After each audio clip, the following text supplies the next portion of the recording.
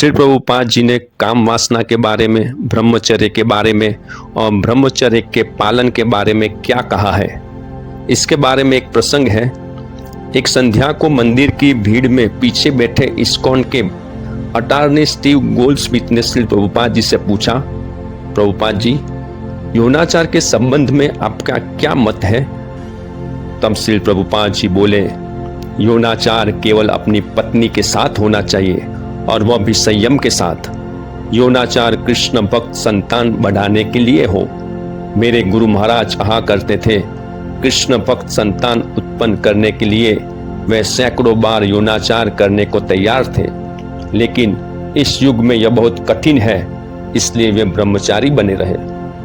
तब श्रीमान गोल्डस्मिथ ने प्रतिवाद किया, प्रभुपाद जी, लेकिन यौनाचार की वासना तो बहुत बड़ी प्रबल होती है। स्त्री के लिए मनुष्य के मन में जो भावना है उससे इनकार नहीं किया जा सकता। तब श्री प्रभुपाद जी ने उत्तर दिया, इसलिए हर समाज में विवाह का प्रावधान है। आप एक स्त्री के साथ विवाह करके शांतिपूर्वक रह सकते हैं, किंतु इंद्रिय तृप्ति के लिए पत्नी का उपभोग मशीन की तरह नहीं होना चाहिए। संभोग मास में केवल एक बार किया जाए और वह भी केवल संतान उत्पत्ति के लिए।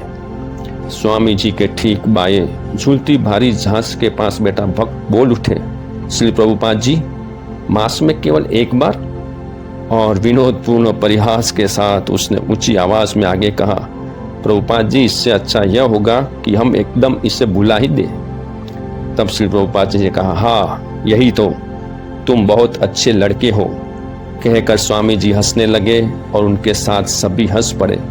तब श्री प्रभुपाद जी ने कहा, सबसे अच्छा यह है कि इसके विषय में सोचा ही न जाए। सर्वोत्तम यह है कि हरे कृष्ण का जप किया जाए। और उन्होंने अपने हाथ ऊपर उठाए मानो वे माला पर जप कर रहे हो।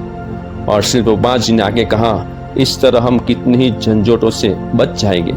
विषय कामना तो खुजलाहट जैसी है, बस इतना ही। और जब हम खुजलाते हैं तो खुजलाहट बढ़ती ही जाती है, इसलिए हमें खुजलाहट को सहन कर लेना चाहिए और कृष्ण से सहायता की प्रार्थना करनी चाहिए। यह सरल नहीं है। भौतिक जगत में संभोग सबसे बड़ा सुख है और सबसे बड़ा बंधन भी।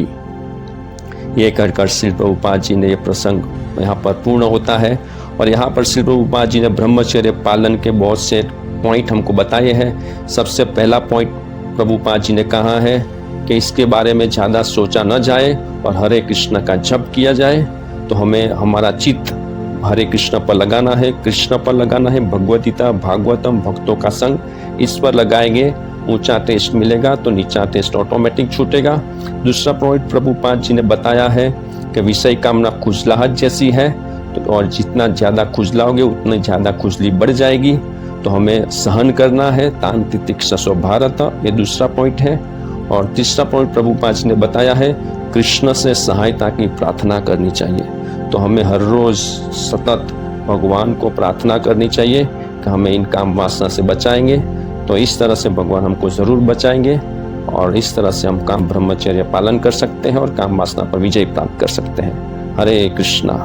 श्री प्रभुपाद की जय।